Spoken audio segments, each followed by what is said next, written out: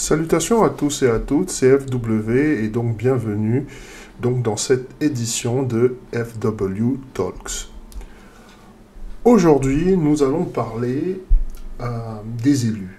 Comment les élus font face à leurs ennemis, comment les élus traitent leurs ennemis. Si tu es un élu, tu dois comprendre forcément que le simple fait que tu existes, le simple fait que tu sois là, eh bien, signifie que tu vas avoir des ennemis. Ça ne dépend pas de ce que tu penses, ça ne dépend pas de ce que tu veux, ça ne dépend pas de ce que tu souhaites, c'est simplement la réalité de ton existence ici dans cette dimension. Donc il y a une question qui est vraiment profonde, c'est de savoir comment est-ce qu'un élu doit faire face à ses ennemis. Et la réponse, je vais te la donner tout de suite, ce n'est jamais par la force brute, mais beaucoup plus par des principes qui sont intemporels, qui sont ancrés dans la sagesse spirituelle. Ok? Au fil de cet épisode de FW Talks, nous allons découvrir 4 stratégies qui sont inspirées de la nature, qui sont inspirées de l'histoire et bien sûr qui sont inspirées des Écritures. Et surtout de grandes figures, par exemple comme Nelson Mandela ou Martin Luther King Jr. ou encore le prophète Daniel, qui vont nous guider en fait tout au long de ce chemin. Alors, prépare-toi à rentrer dans une réflexion, n'est-ce pas, qui mêle spiritualité, résilience, intégrité. On va commencer par le tout premier principe.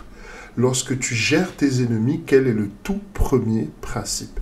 Eh bien, le tout premier principe, c'est de laisser l'univers et les lois de la nature se battre pour toi. Alors, de quoi est-ce que je te parle? Je te parle par exemple de Joseph. Joseph, c'est quelqu'un qui a été vendu comme esclave par ses frères, il faut bien préciser, mais il n'a pas cherché à se venger en fait. Ok?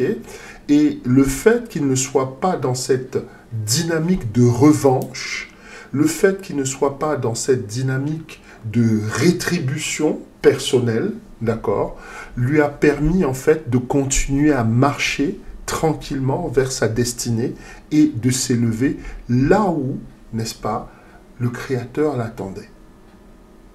Donc, comment est-ce que tu vas laisser les lois, n'est-ce pas, de l'univers se battre pour toi? Je te donne l'insight de l'élu.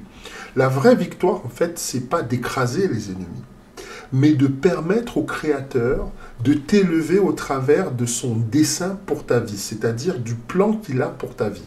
Ça va permettre aux lois de la nature de mener tes batailles, n'est-ce pas, et de riposter chaque fois, n'est-ce pas, qu'on vous attaque.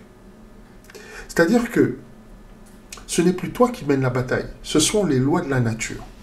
Et ça, il faut comprendre que ce n'est pas un principe qui, on va dire, est étranger à beaucoup, mais beaucoup plus quelque chose qui est pratiqué, et il y a beaucoup de gens qui utilisent ce principe-là. Je veux que tu vois juste, on va parler d'un exemple, un exemple très simple, dans la vie quotidienne. Par exemple, tu as un collègue, il a menti pour saboter ta promotion.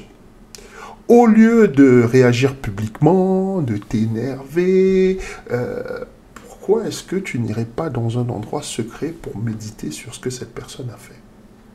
Tu regardes ce que cette personne a fait. Tu regardes beaucoup plus quelle loi de la nature cette personne a pu enfreindre. Et là, maintenant, quand tu te présentes devant le Créateur, quand tu te présentes devant Dieu, quand tu te présentes, n'est-ce pas, devant le tribunal, parce qu'il faut que nous nous comprenions bien. En tant qu'élu, il y a quelque chose que tu dois comprendre. Il y a plusieurs lois, d'accord? Il y a des lois qui sont des lois humaines, n'est-ce pas? Il y a des lois qui sont des lois on va dire, de la nature, il y a aussi des lois qui sont des lois divines. Et au-dessus de toutes les lois, il y a les lois divines. Je te prends un exemple, par exemple, concernant les lois. Les hommes ne peuvent pas décider, par exemple, l'Assemblée nationale ne peut pas décider que désormais, n'est-ce pas, je ne sais pas moi, tes narines vont te servir à manger.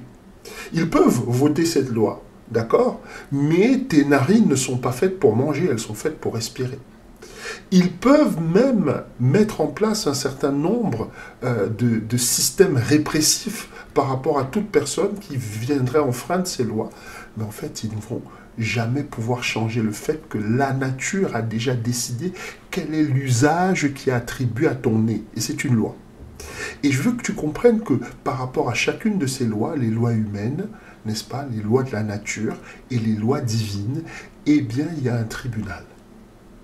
Et c'est cette notion de tribunal que je veux introduire dans ta façon de répondre à tes ennemis. Il y a les tribunaux des hommes, et on sait ce que ça vaut, la justice des hommes, et la plupart du temps, c'est une justice qui est toujours basée sur des choses financières, et puis il y a la justice de Dieu qui est au-dessus. Et quand tu abordes les choses au niveau de la justice de Dieu, il faut d'abord que toi-même, tu puisses connaître les lois spirituelles. Et c'est souvent là qu'on a un problème. Ok? Parce que nous-mêmes, nous ne connaissons pas nos droits. Les gens n'ont pas le droit de rentrer dans ta vie et de faire ce qu'ils veulent, quand ils veulent, comme ils veulent, sans qu'ils ne subissent aucune conséquence. Donc c'est là que je veux que tu comprennes que lorsque tu approches le Créateur, tu l'approches en disant qu'il y a une loi de la création qui a été brisée en ta défaveur et que tu as besoin de réparation. D'accord? Et si tu lui donnes un peu de temps, eh bien tu verras le pouvoir de la nature à l'œuvre. Ok? Alors, pour rentrer dans cette dynamique de se plaindre des torts, tu vois, que on a subi, il faut s'assurer soi-même qu'on est réglo. C'est-à-dire que si tu n'es pas réglo, si toi-même tu n'as fait de mal à personne, ça va. Mais si c'est le contraire, ce sera beaucoup plus compliqué parce que la sentence va s'appliquer aussi sur toi. Le tribunal, il ne va pas que dans un seul sens, quelle que soit ta position. Donc, je te donne un exemple à suivre. On a des gens comme Nelson Mandela ou Martin Luther King Jr. Ils auraient pu, par rapport aux différents griefs qu'ils avaient contre les nations, les États auxquels ils étaient, dans lesquels ils vivaient, par rapport à ce que leur peuple subissait, n'est-ce pas, ils auraient pu porter plainte, par exemple, je ne sais pas moi, à la Cour pénale internationale, ou etc., etc. Ils auraient pu rentrer dans une guerre, ou dans une guerre de résistance qui était violente, etc., etc., faire couler du sang. Eh bien, non, ils ont choisi autre chose.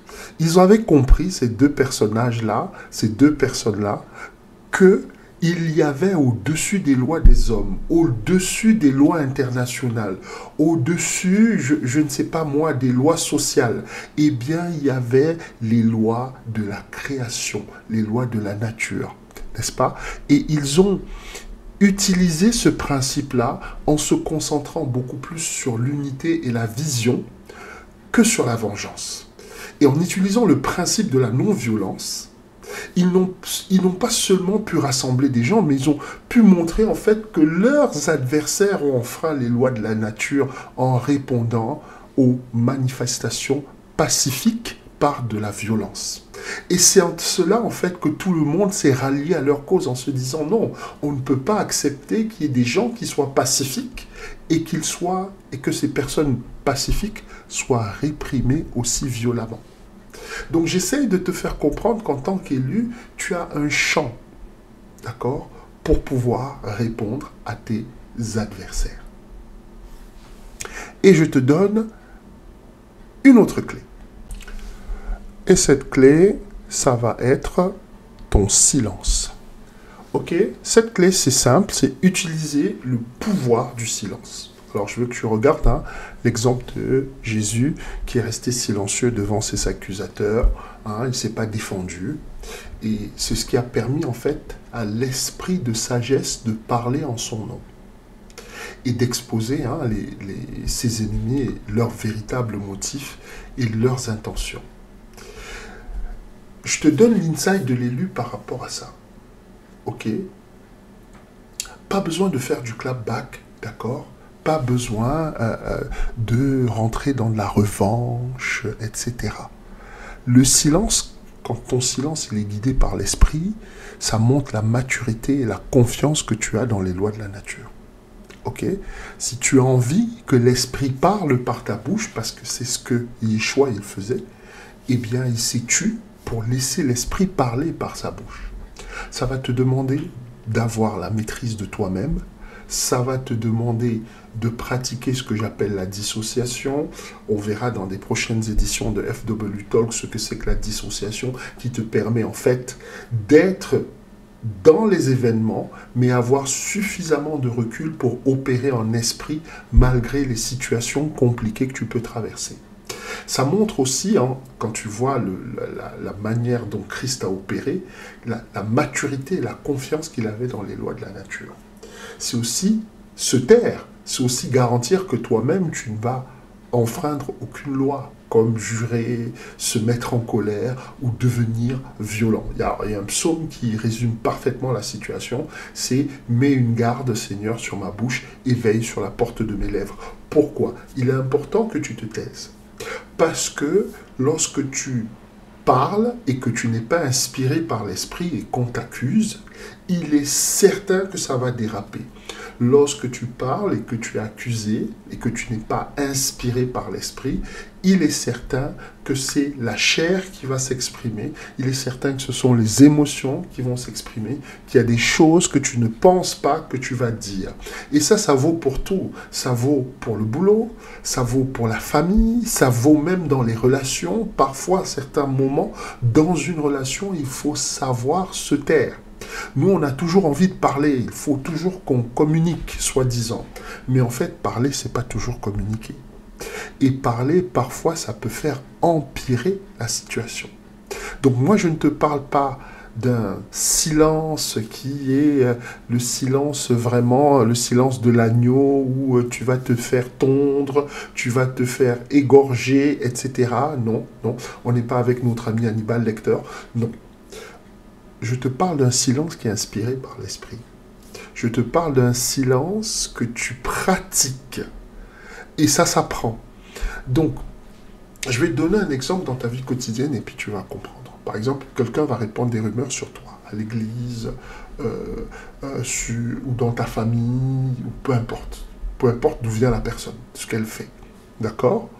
Et tu sais que te défendre à un certain moment, ça va créer que plus de drame. N'est-ce pas? Parfois, il faut rester silencieux et laisser ton caractère, et laisser ton personnage, ta personne, n'est-ce pas, parler à ta place. De quoi est-ce que je suis en train de parler? Je parle de ton témoignage. Parfois, ton témoignage est la plus grande preuve, n'est-ce pas, que tu puisses avoir contre les accusations des gens. Et c'est ça qui change la tendance. Et comment? Eh bien, en laissant simplement les gens parler plus que toi. Parce que finalement, ils vont s'exposer. Finalement, à force de parler, ils vont finir par révéler les vrais motifs, n'est-ce pas, qui les encouragent, l'énergie qui les pousse à venir vers toi et à s'opposer à toi. Et en ne montrant aucune émotion, eh bien, tu vas permettre à ton esprit de prendre le dessus. D'accord? Et il faut apprendre à lire ses adversaires. L'esprit va t'inspirer en fait dans la lecture de tes adversaires et puis à les rattraper sur leurs lacunes. Ou à les attraper sur leurs lacunes. Donc voilà de quoi il est question. Et si tu remarques, n'est-ce pas, on se souvient de Christ qui, lorsque le couple adultère était accusé et qu'on voulait les lapider, la Bible te dit qu'il était en train d'écrire quelque chose sur le sol.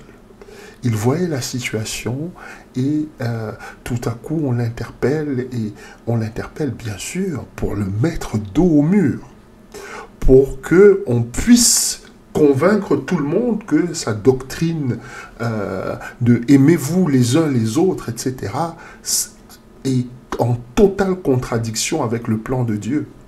Et il va continuer à écrire quelque chose sur le sol, et moi je paierais très cher pour savoir ce qu'il écrivait sur le sol à ce moment-là, parce que c'est incroyable, mais c'est une technique de dissociation aussi, l'écriture.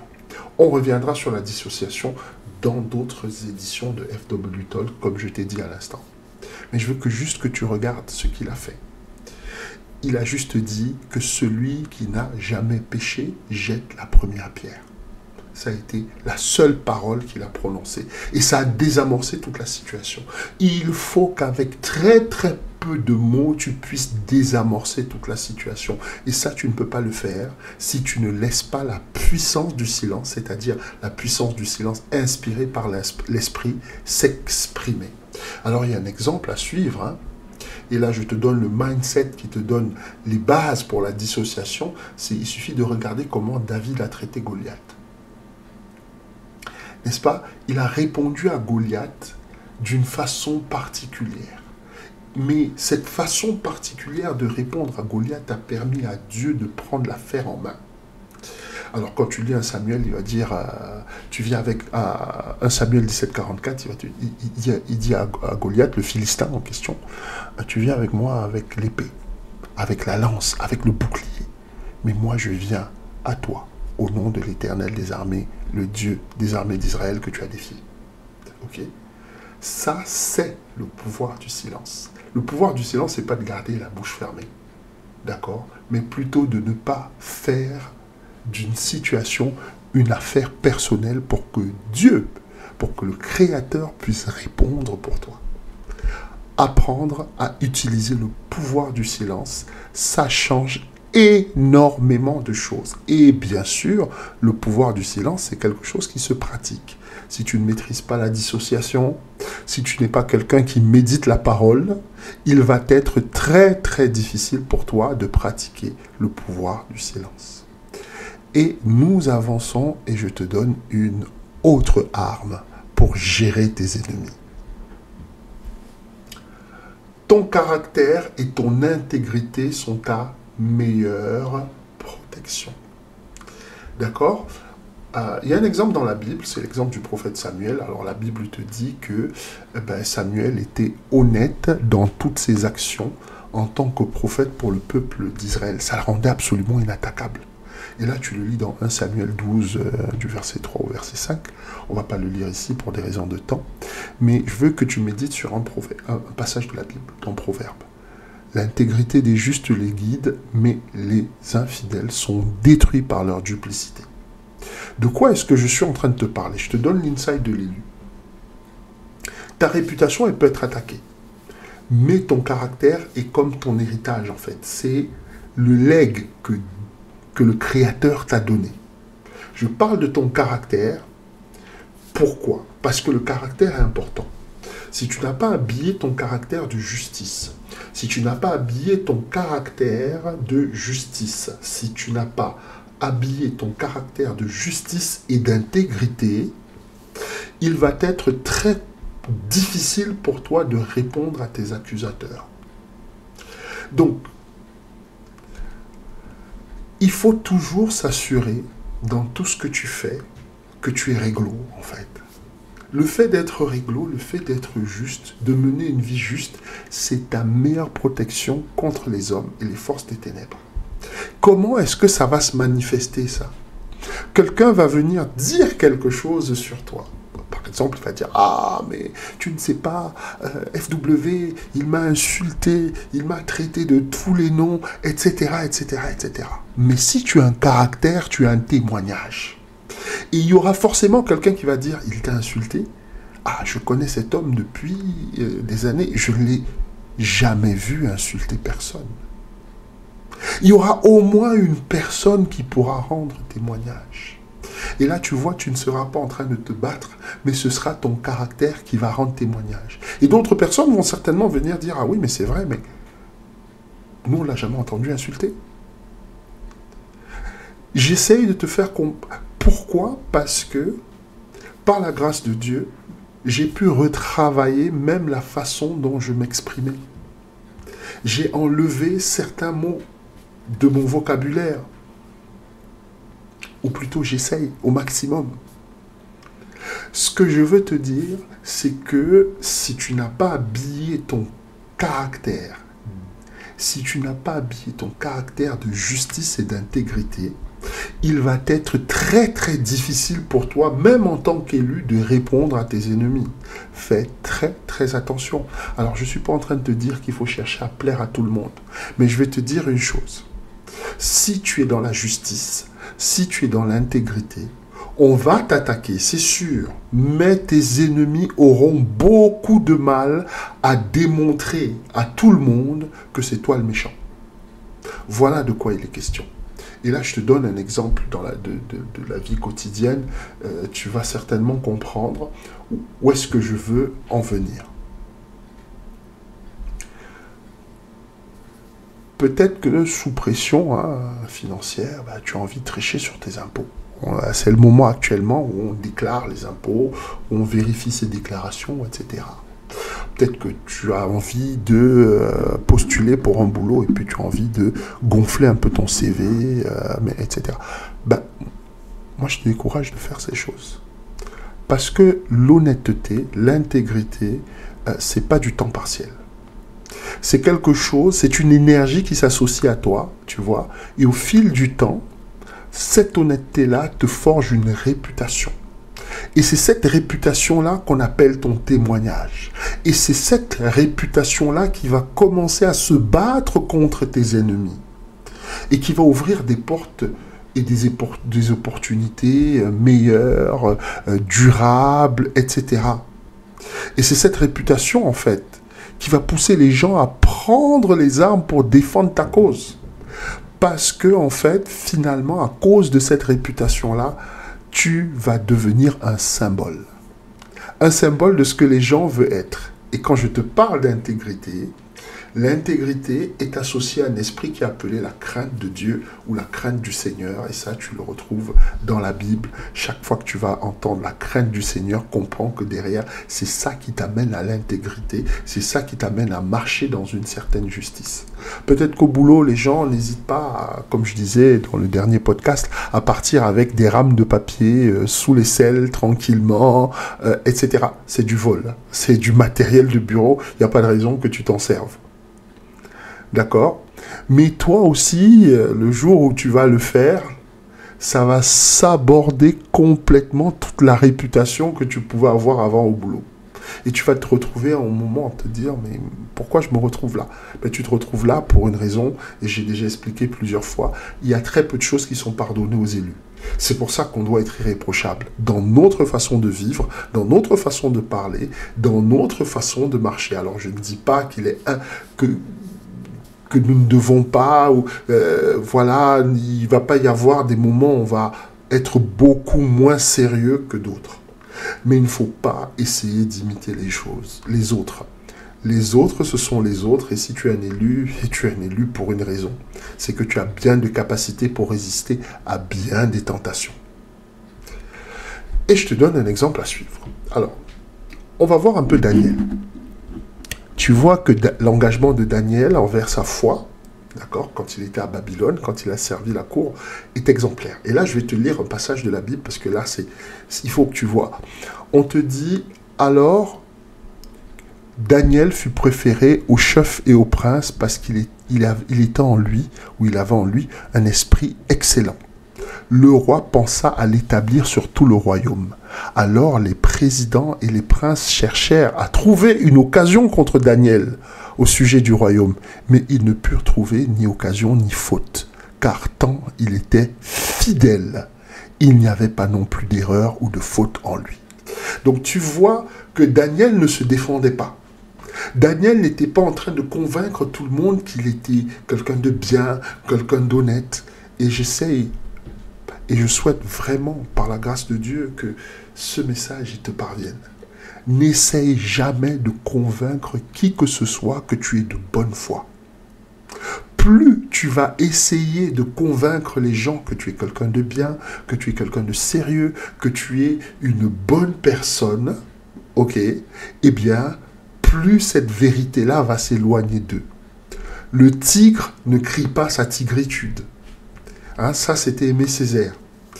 Il expliquait d'une façon claire qu'un tigre ne crie pas sa tigritude. Un tigre ne se balade pas dans la rue avec un t-shirt marqué « Je suis un tigre ».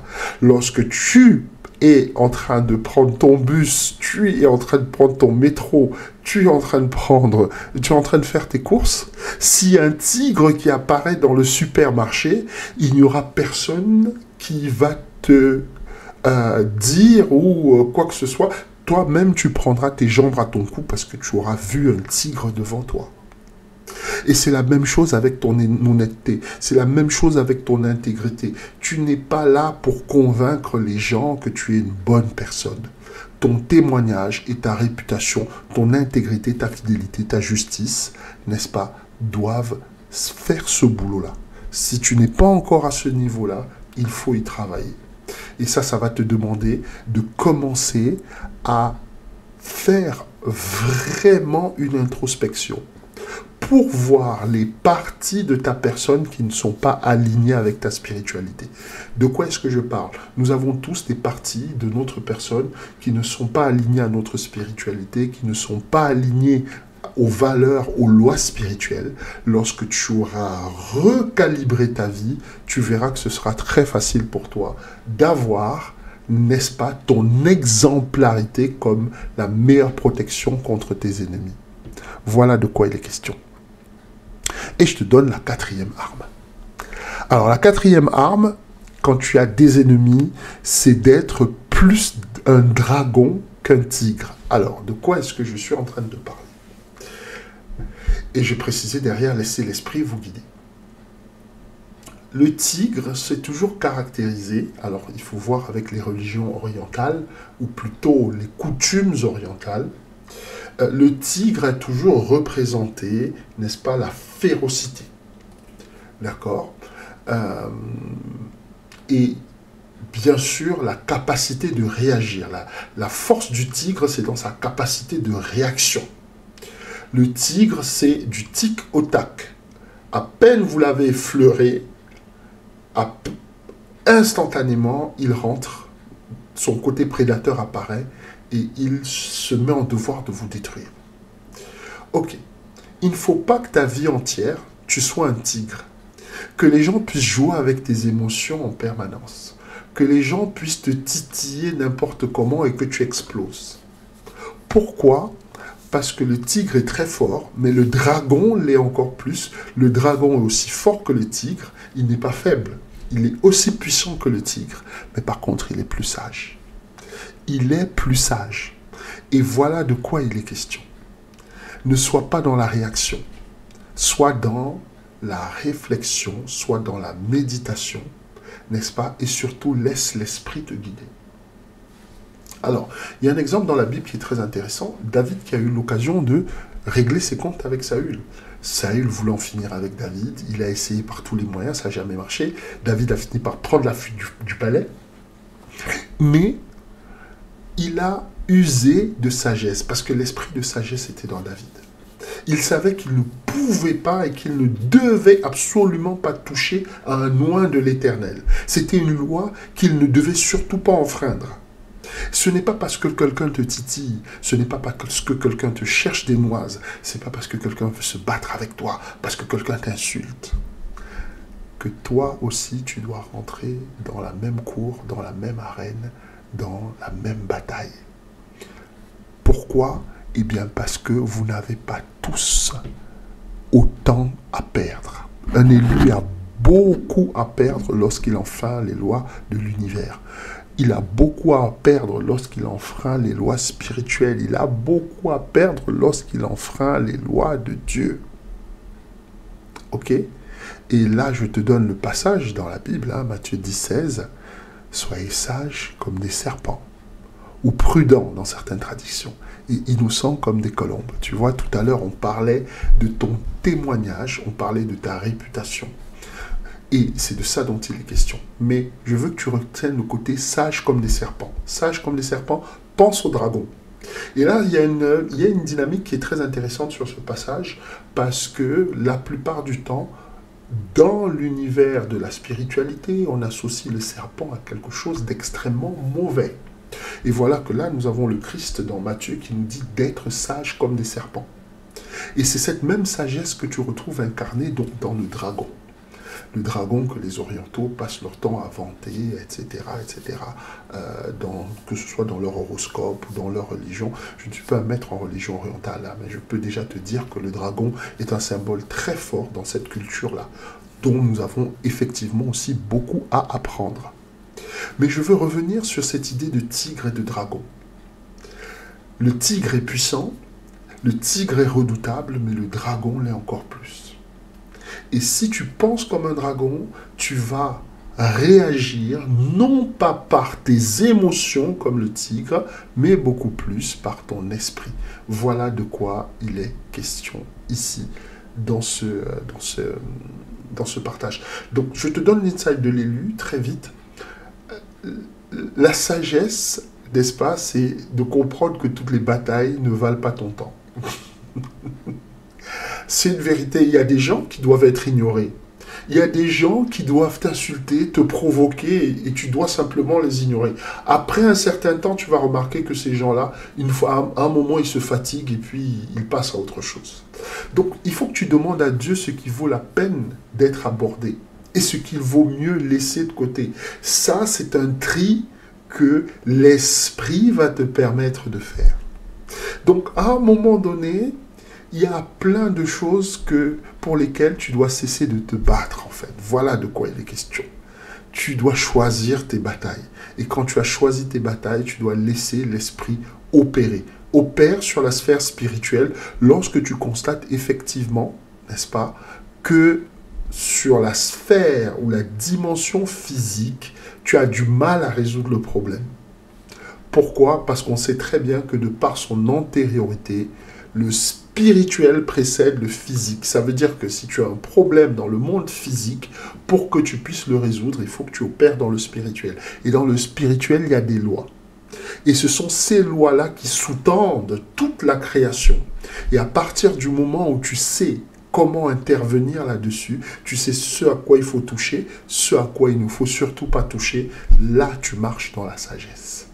Et c'est ça qui fait la différence entre un tigre et un dragon. Et je vais te donner un exemple de la vie quotidienne. Tu es au boulot, quelqu'un t'envoie un email passif-agressif.